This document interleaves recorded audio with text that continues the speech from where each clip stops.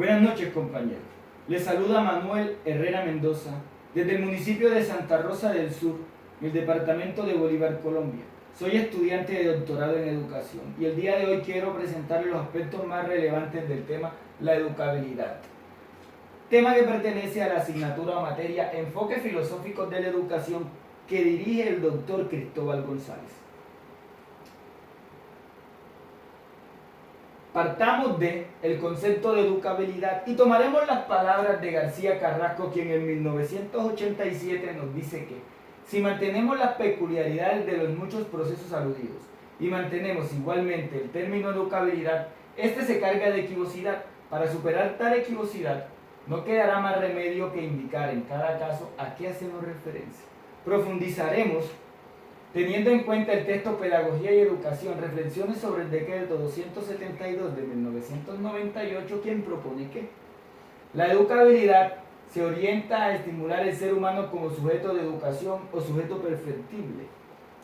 Este decreto toma y hace referencia a interrogantes tales como: ¿cuál es el alcance de esta capacidad de educarse, de perfeccionarse en sus dimensiones humanas? ¿Y cuáles son estas dimensiones? Hay otros interrogantes, como qué disciplinas aportan conceptos y teorías sobre estos interrogantes, pero hay que tener en cuenta que aquí entran en juego las teorías que nos muestra la filosofía de la educación con su aporte sobre el sentido de la educación y su relación con el sentido de la vida. Cuando hacemos referencia a tales dificultades que se han tomado en el tema de educabilidad, una de estas se nos presenta al mirar si solamente el ser humano es capaz de tener tal virtud o también lo tienen las otras especies. Para ello, tomaremos como referente dos postulados. La primera que dice que, a responder la pregunta sobre la educabilidad es una categoría humana. Entonces, el primer postulado es de orden psicológico y nos dice que han identificado la capacidad y potencias del hombre con el ser del hombre abierto a las cosas, es decir, con su apertura óntica, donde tiene razón de ser la educabilidad, pues según Capitán Díaz, las potencias con sus procesos constituyen únicamente la infraestructura psíquica de las operaciones espirituales. Entonces notemos dos cosas. Heidegger nos muestra que el significado de óntica o óntico es propio de él, o sea, propio del ser, pero la teoría psicológica resalta la capacidad de razonar que solo tienen los seres humanos. Y a partir de allí entonces se establece que la educabilidad es propia del ser humano. Pero existe otra teoría que respalda tal cuestión. Según Formoso, en 1985, él nos dice que el hombre es un ser cultural, activo y pasivamente, es decir, puede crear y escribir cultura. Entonces, la capacidad de educabilidad no solamente es propia del ser humano debido a su sentido de la razón, sino también a la capacidad que tiene el ser humano para escribir la cultura, estar inmenso en ella y ser cultura. Otra de las cuestiones que debemos tocar en este recorrido por este tema de educabilidad es cuáles son los límites de la misma. Entonces, para estudiar los límites de la misma, debemos tener tres referentes presentes, que son la herencia, el ambiente y la herencia y el ambiente. Al tema de la herencia le denominaremos, o se le denomina pesimismo pedagógico. Al tema del ambiente, optimismo pedagógico. Y al tema de herencia y ambiente, optimismo moderado.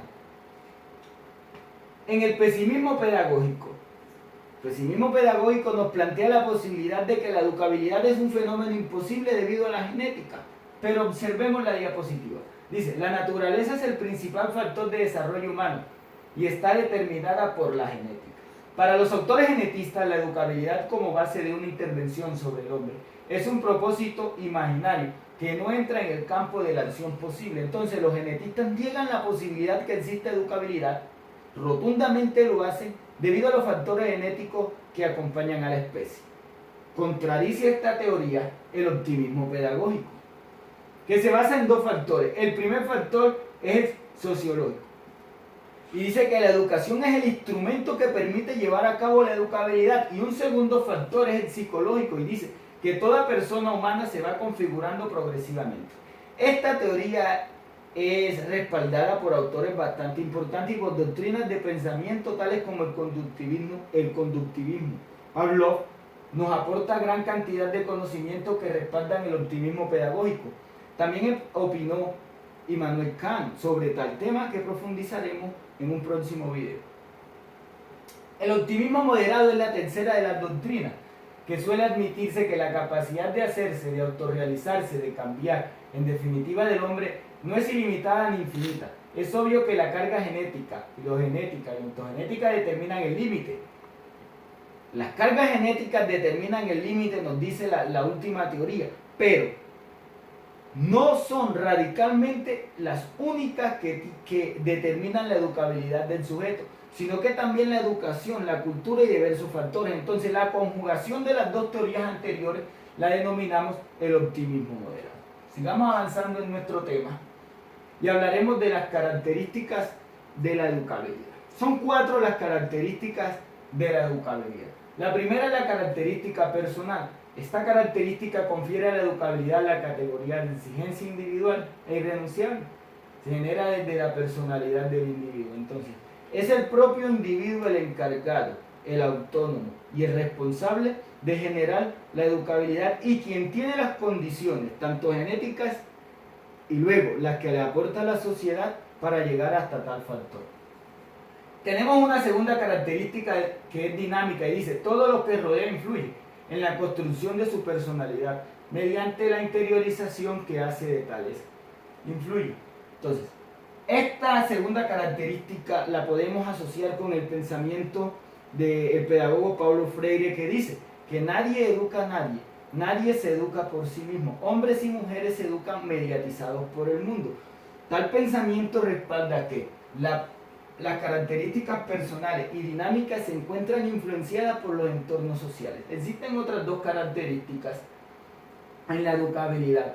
Una intencional, que dice que el ser humano es autónomo en cuanto a ser individual, pero en cuanto se lo considera como deber ser, sufre influencias heterónomas que lo elevan hasta un plano ideal. Entonces estas consecuencias heterónomas son las que nos permiten o le permiten al ser humano la condición de educabilidad, ajenas a su contexto, pero inherentes al mismo. Y la segunda es que es necesaria. La educabilidad es necesaria porque sin ella el hombre se vería privado de posibilidad de autorrealización, de personalización y de socialización. Entonces, es necesaria la educabilidad es necesaria porque la educación es la que hace al hombre hombre. La educación es la que nos permite interactuar en la sociedad y es la misma educación conjugada con los factores genéticos la que determina aquellas condiciones humanas de la persona que influyen en el mismo, en la práctica de valores y demás. En cuanto a la opinión personal, considero que la educabilidad solo es posible conjugando la sociedad y los factores de educación. Entonces, es la educación la responsable de transformar la sociedad, pero es la sociedad la que se encarga de intervenir directamente en los procesos educativos. A estos fenómenos le llamamos interrelación o el proceso de interrelación, en donde el individuo con la sociedad interactúan y se construyen a sí mismos. Es el individuo capaz de construir su cultura, pero el individuo sin su misma cultura, la que ha construido, tampoco sería capaz de educarse. De esta manera llegamos al final de nuestra presentación. Muchas gracias, espero el video sea de su total agrado. Muchas gracias.